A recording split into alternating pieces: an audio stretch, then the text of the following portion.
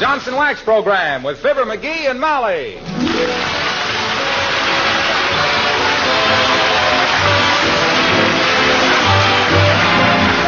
The makers of Johnson Wax products for home and industry present Fibber McGee and Molly, written by Don Quinn and Phil Leslie, with music by the King's Men and Billy Mills Orchestra.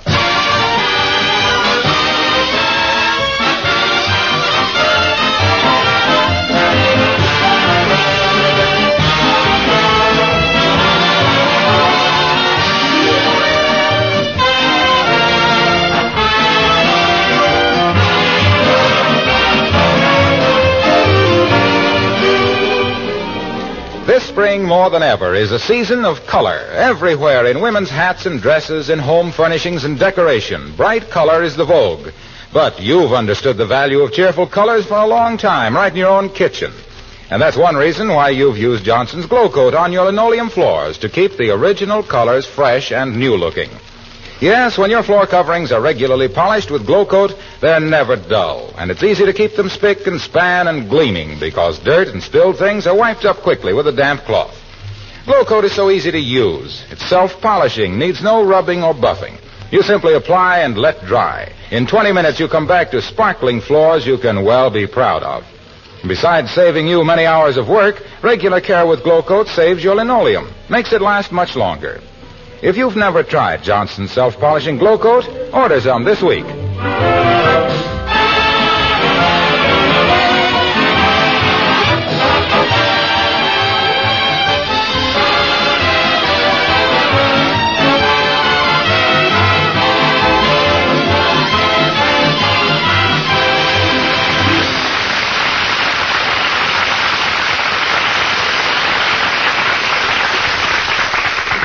If you've ever seen Mr. McGee of 79 Wistful Vista, you realize that he's a man of many talents.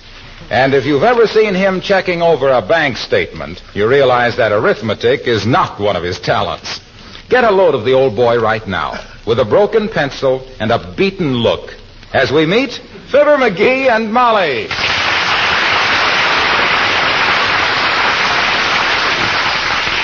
Doggone it, if I subtract the gas bill and then add in the check I made out and then tore up but forgot not to take it off the balance, it ought to come out. What are you muttering about, dearie? Huh? You're not...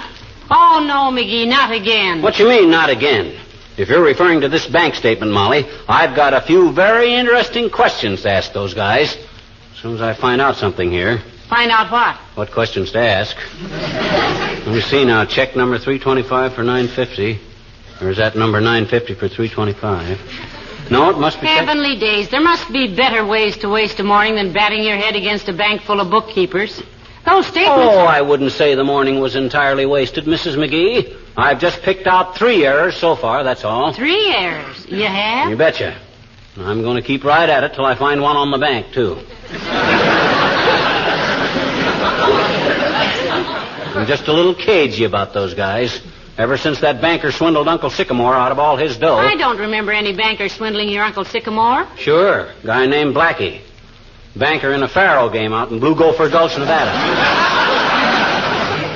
Uncle Sick come in, you see, and he threw a bag of dust on the table, see? A bag of dust? Mm-hmm. Was he a gold miner? No, a vacuum cleaner salesman.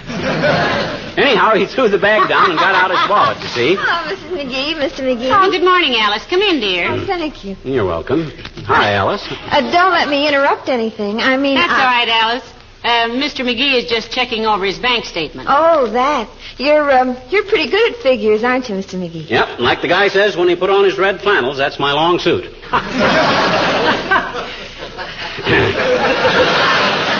Don't you get it, kids? I says like the guy It says... ain't funny, McGee. No?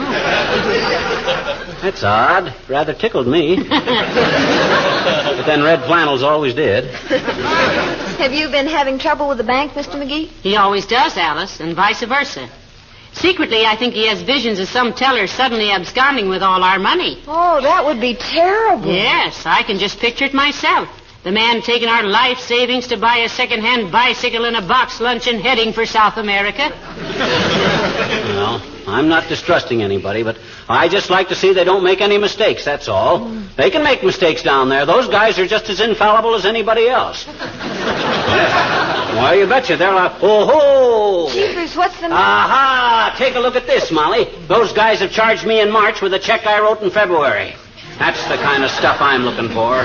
Well, it's a good check, isn't it? That's perfectly okay, dearie. Okay, they do more juggling than a busboy with a hangover. But, Mr. McGee, the check probably just didn't get to the bank till March, that's all. Well, that's just their hard luck, kiddo.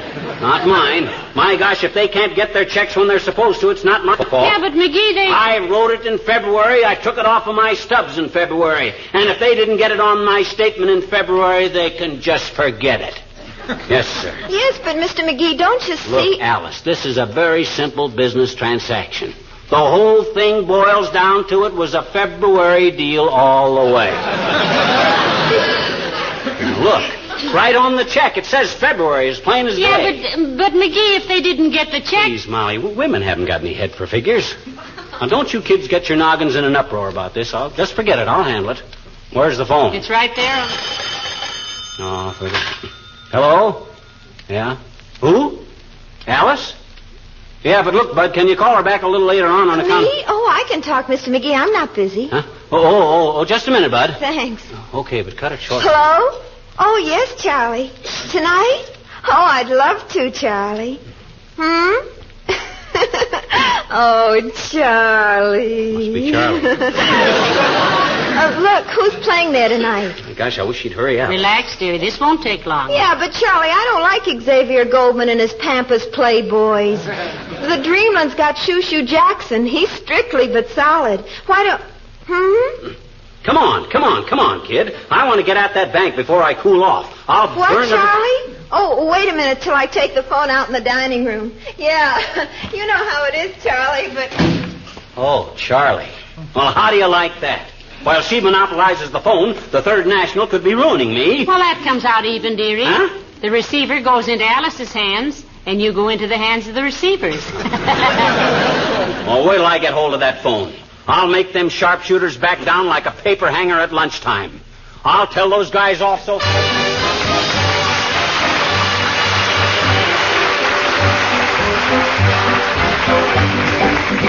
Billy Mills in the orchestra and C. Bonet.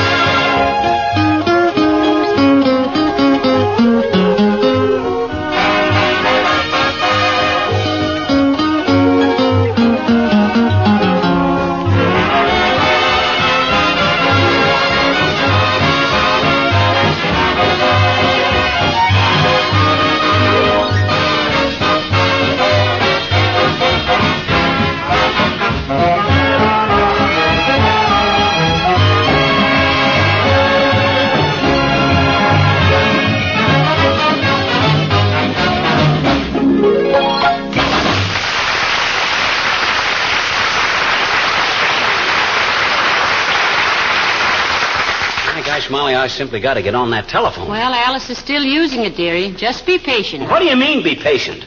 The longer I wait, the more I realize the bank may be right. So I got to call them while I'm still hot and unreasonable. Gee whiz, if I were... Oh, I don't hear Alice talking. Wait a minute.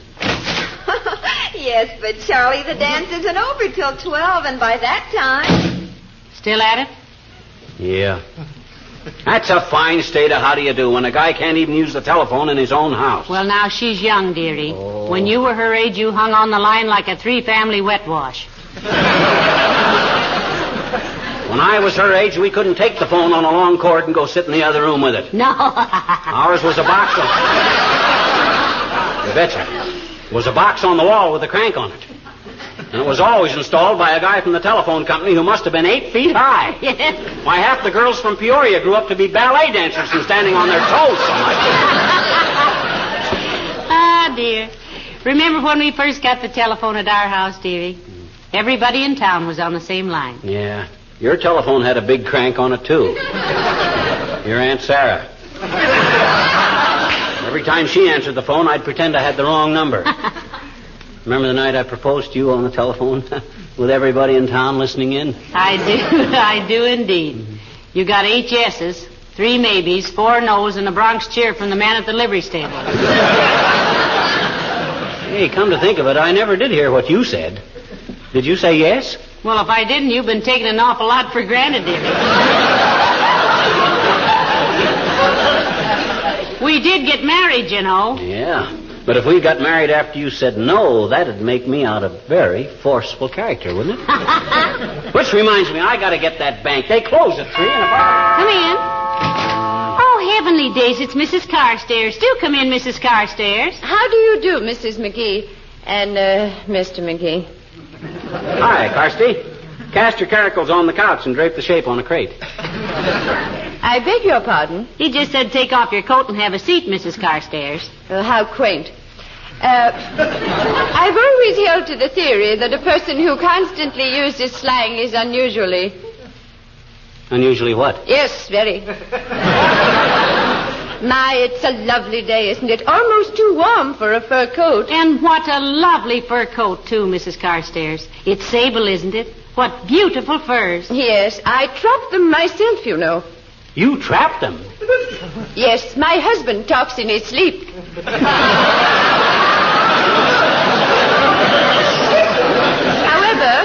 However, this coat is from way last year. I just use it to get the groceries in. Oh, heavenly days. I just use an old paper bag myself. Maybe she thinks the smell of onions keeps the moths out of it, eh, Carsty? I think, Mr. McGee, that everything considered, it possibly... Possibly what? Pardon me? Certainly. Can I get you a cup of tea, Mrs. Carstairs? It won't take but a minute. Oh, thank you, no, my dear. I must be trotting along. Oh, she's a trotter. I merely wish to ask you to come to my reception tomorrow evening, 4 to 6, in honor of Leopold Cadenza, the violinist. Leopold Cadenza, eh? I've heard him play, Carsty. Indeed. Nevertheless, Leopold Cadenza is a charming gentleman. I'm sure you will enjoy meeting him, Mrs. McGee. Oh, indeed. He's a Hungarian, isn't he, Mrs. Carstairs? No, Mr. Cadenza is a Romanian. He's my house guest. Oh, kind of a furnished Romanian, you might say. Yes, I might in an extreme emergency. Tell me, my dear, you will come, won't you? Oh, yes, I will. Thank you, Mrs. Carstairs. Oh, splendid. I'm sure you'll find him so very... Yes? Yes, indeed. I'd come along too, Carsty, but I hate to think. I'm sure you do. Good day, Mrs. McGee. Heavenly days, McGee. Imagine me going to a reception at the Carstairs. I'm so excited. Oh, control yourself, kiddo. You'll be as bored as a rafter full of termites. Did you ever see this Leopold Cadenza? Oh, I've seen pictures of him. So romantic looking. With that long hair. You don't wear it that way to look romantic. It's so when he bends over to kiss your hand, you can't see how ragged his collar is. Hey, I gotta call that bank. They'll be closing very shortly. And... Well, Alice ought to be through talking by now. I'll see. But, Charlie, Xavier Goldman has a singer with him that just has me eating my lipstick. And, yes, but, Charlie... That's quite a conversation she's having, isn't it? I ought to take a pair of scissors out and cut the wire. Oh, she'll be through any minute now. Well, it'll be a shock to me either way. Don't that kid realize that I got important business to do? Hello, folks. Hello, Mr. Wilcox. Hi, Junior. How's the super salesman? In the prime, Sime. Hey, look, kids. Mind if I use your telephone? Not at all, Mr. Wilcox. Go right ahead, Junior. Interesting project under the circumstances. phone is right through that door there. Thanks. Yes, but Charlie, nobody can dance to Xavier Goldman's band. His trumpets sound like they were hammered out of old cuspidors, and his string section is... Alice is using the phone. No kidding. Was it an urgent call you had to make, Mr. Wilcox? Maybe Alice will be through in a minute. Sure. Go plant a redwood tree while you're waiting. The tree will get to the sawmill before you get to that phone. Well, it was a sort of an urgent call, Molly. Would it be an imposition to ask you to make the call for me? I've got to get back to the office. Oh, not at all, Mr. Wilcox. What was your call? Well, just tell this woman that Johnson's Wax is a marvelous thing to stop unnecessary traveling. Because with a home bright and clean and sparkling, you just hate to leave it. And you might add that Johnson's Wax on wood and enameled surfaces protects and preserves the finish. Makes housekeeping so much simpler. I just love to listen to you talk like that, Waxy. You get the happy look of a top sergeant catching a rookie with a dirty rifle. You're always quiet, dearie. Was that all the message, Mr. Wilcox? Yes, unless you want to list a few more ways in which Johnson's Wax is useful, like protecting lampshades, luggage, windowsills, doorknobs, picture frames, and 100 other things. Hey, you suppose Alice is through talking on the phone? Well, take a look, optimist. But you know what AT&T stands for. What does AT&T stand for, Mr. Bones? Alice. Alice, talking and talking. Go ahead, Waxy, take a peek. Okay, I might be able to make my call myself. Yes, but Charlie, did you ever hear Shoo Shoo Jackson play the piano? He's got a left hand that leads a life of its own. And if you ever heard him barrel house Jeannie with a light brown pullover, you'd understand why. No, she's still talking. Is that so? That's like flashing the news around the world that Niagara is still trickling, Junior. You know, she's been on the phone for hours, Mr. Wilcox. That mouthpiece is going to be fragrant with chewing gum for weeks. But don't you worry now. I'll make your call for you. Oh, swell, Molly. Well, I'll see you at the bowling alley, pal. So long now. So long, Junie. Don't take any wooden inner tubes. Wait a minute, Mr. Wilcox. Who was the woman you wanted me to give that information to about Johnson's Wax? Oh, just any woman you can think of. Thanks a lot. Wow.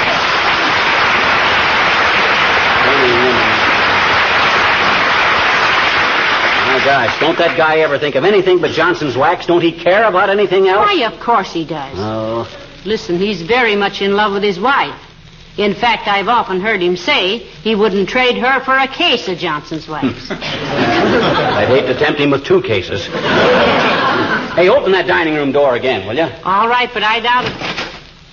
Oh, don't tell me she's through. Looks like it, McGee. At least she isn't. Oh, boy, oh, boy, oh, boy. Where's my bank statement? Give me a pencil. I'm going to blast the Third National till they won't... Now, wait a minute, dearie. Look, the receiver's still off the hook. Imagine that careless kid. They're liable to report our phone out of order. I'll see if I can get the operator.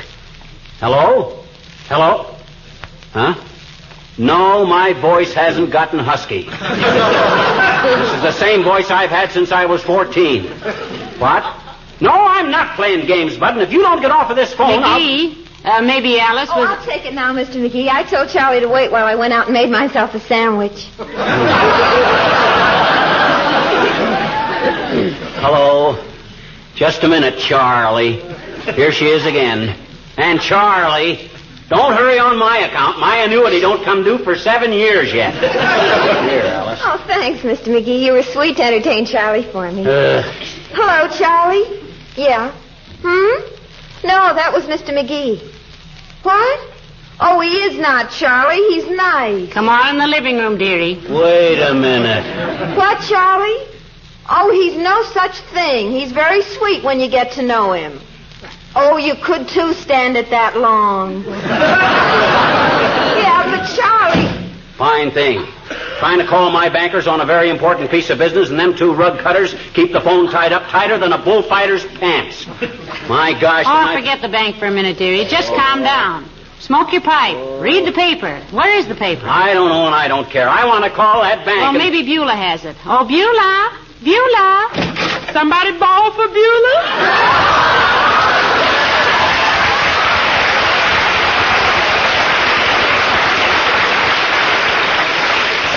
Have you seen the evening paper, Beulah? No, ma'am. We don't get it no more, you remember?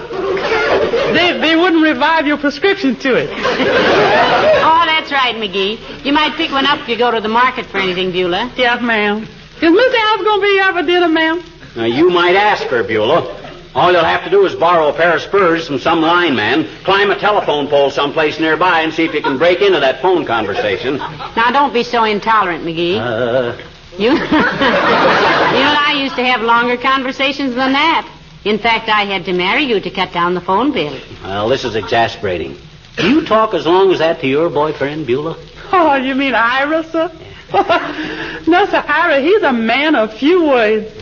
He called my house and he said, Beulah, you there? And I said, I'm here. And he said, stay there. And I say, Roger. And he hang up and I open the front door and there he is.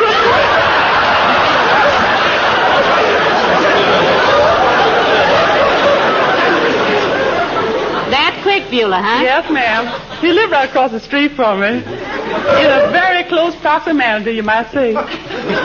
You still engaged to Ira, Beulah? Yeah, sir.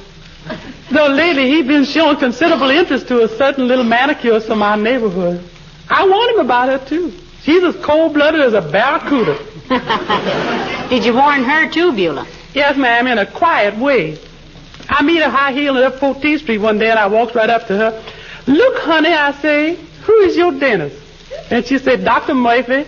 I said, well, you keep away from my Ira, or Dr. Murphy's going to get your order for some necessary replacements. Well, I hope that scared her off, Beulah. If she's the cold-blooded manicurist you say she is, Ira's going to get clipped for more than his fingernails. Yes, he is. I'm going to see that. Oh, look here. What the matter?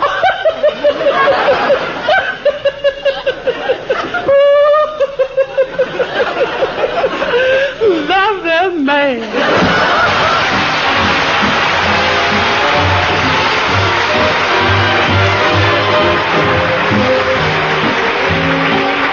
The King's Men sing Major Meredith Wilson's Iowa. Iowa, Iowa, that's how they sing it in the tall corn song. Other people call it Iowa, and they're both just a little bit wrong. Iowa, it's a beautiful name when you say it like we say it back home. It's the robin in the willows. It's the postmaster's friendly hello. Iowa, it's a beautiful name. You'll remember it wherever you roam. It's the rustle of September. It's the squeak of your shoes in the snow. It's the Sunday school and the old river bend. Songs on the porch after dark. It's the candy store and a penny to spend. You and your girl in the park. Iowa, it's a beautiful name when you say it like we say it back home. It's a promise for tomorrow and a memory of long, long ago. It's the picnic grounds and the Odd Fellows Hall, trees raining leaves on the lawn. It's the county fair and the whippoorwills call, calling to welcome the dawn. Iowa, it's a beautiful name when you say it like we say it back home. It's a promise for tomorrow and a memory of long, long ago.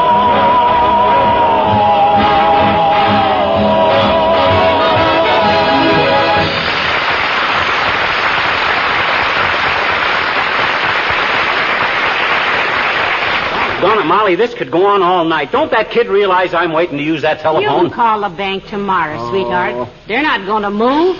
I saw them washing the windows yesterday. By tomorrow, I'll be so cooled off, I'll be civil to them. Then they'll think I'm a softy and can put anything over on me.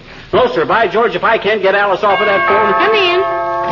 Hello, Molly. Hello, McGee. Hello, Dr. Gamble. Hi, Errol Smith. You got your instruments with you? A few. Why? I want to amputate a transmitter from a girl's hand. And I'll supply the anesthetic if I can find my baseball bat.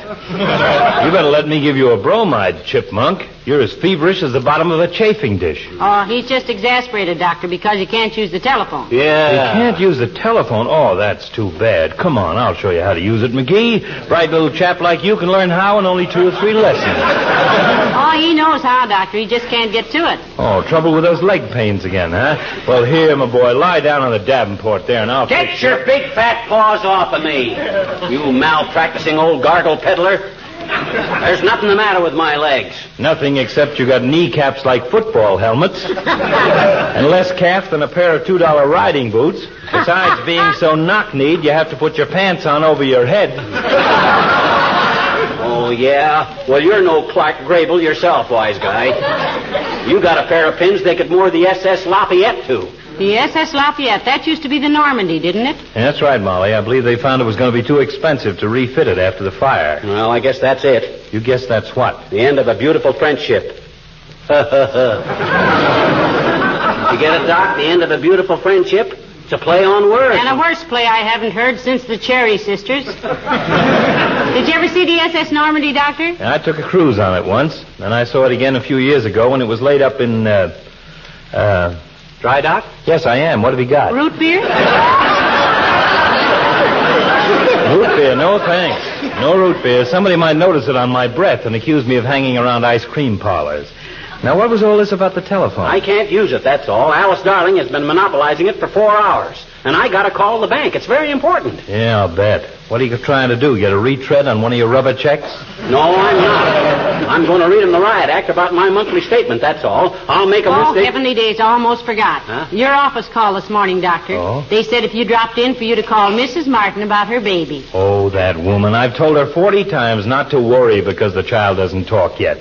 How old is it? 7 weeks. Where's the telephone? I'll give her a ring. It's in the dining room, Doctor, but I don't think you can Excuse me a minute. I should have called my office before, but I've been on calls all day long. And Yes, but Charlie Shoo-Shoo Jackson's band has got tempo. And what's Xavier Goldman got? He gets off the beat like a cop who has just pinched an alderman's wife. What? Yes, but Charlie... I see what you mean. This has been going on all afternoon, If Doctor. I don't get in touch with that Third National before... Hey, what time is it? 3 minutes to 3. Afraid you'll have to leave the financial world flat on its vouchers for today, Vanderbilt. Oh, no, I won't. I can still get to Kramer's drugstore in time. Come on, Doc. You can make your call down there, too. Right. See you later, Molly. Don't forget to get an evening paper, dearie. Okay, come on, Doc.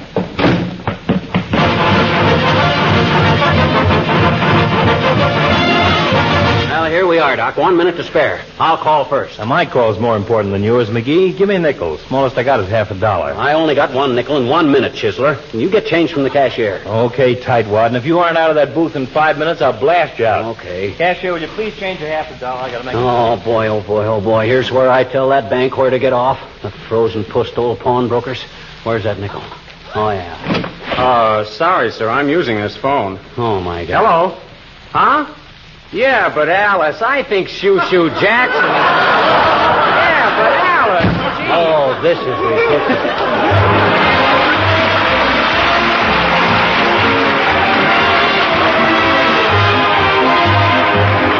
If you ever stop to think of the health advantage of a waxed home, besides beauty and protection for your things, your home is cleaner, more sanitary. If you keep your floors, furniture, and woodwork regularly polished with Johnson's Wax. The wax seals the pores of wood, guards against dirt and moisture. Johnson waxed surfaces are easier to keep clean because dust and dirt do not cling to them so readily. Areas that get extra heavy wear, such as hallways or windowsills, can be touched up as often as necessary without re-waxing the entire surface. There's one thing you'll notice after you've used Johnson's Wax for a while. With every application, your floors and furniture take on greater beauty. That's why your favorite antique has such a soft, mellow luster. It's probably been protected with wax for a long time. Whether your things are old or new, it will pay you to polish them regularly with genuine Johnson's Wax.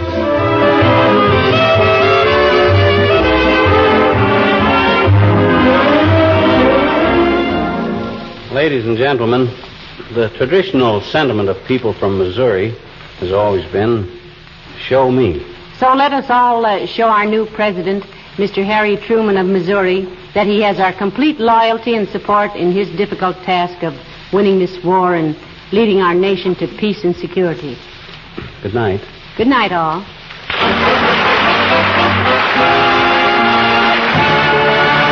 This is Harlow Wilcox speaking for the makers of Johnson White's Finishes for Home and Industry, inviting you all to be with us again next Tuesday night. Good night. This is the National Broadcasting Company.